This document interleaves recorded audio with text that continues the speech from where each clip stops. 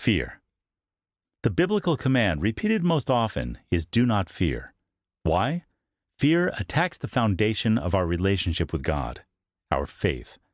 Fear is faith in the devil. It is also called unbelief. Jesus would ask his fearful disciples, "Why are you so faithless?" Because fearfulness is the same as faithlessness. Fear and faith cannot coexist.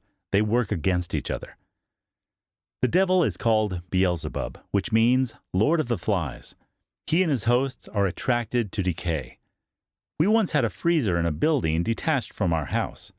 One Sunday, we came home from church only to be hit with a wall of smell that is unfortunately hard to forget. I realized in an instant what had happened. Our freezer had died.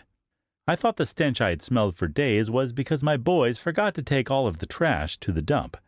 Instead, it was the ever-rotting meat and bear hide in the freezer. From the front seat of my car, I looked at the window of the shop about 40 feet away. It was black with flies, a number that is still hard to imagine these many years later. The freezer was filled with all sorts of meat. Flies found a happy breeding ground in spoiled flesh and were multiplying in unbelievable numbers. Both the meat and the freezer were taken to the dump. Issues such as bitterness, jealousy, and hatred qualify as the decay of the heart that invite the devil to come and give influence. Yes, even to Christians. Remember Paul's admonition to the church in Ephesus, "Neither give place to the devil." See James 3:15-16, Ephesians 4:27, King James Version. Fear is also decay of the heart. It attracts the demonic in the same way as bitterness and hatred.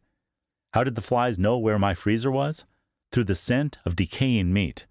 Fear gives off a similar scent. Like faith, fear is substance in the spiritual realm. Satan has no power except through our agreement. Fear becomes our heart's response when we come into agreement with his intimidating suggestions.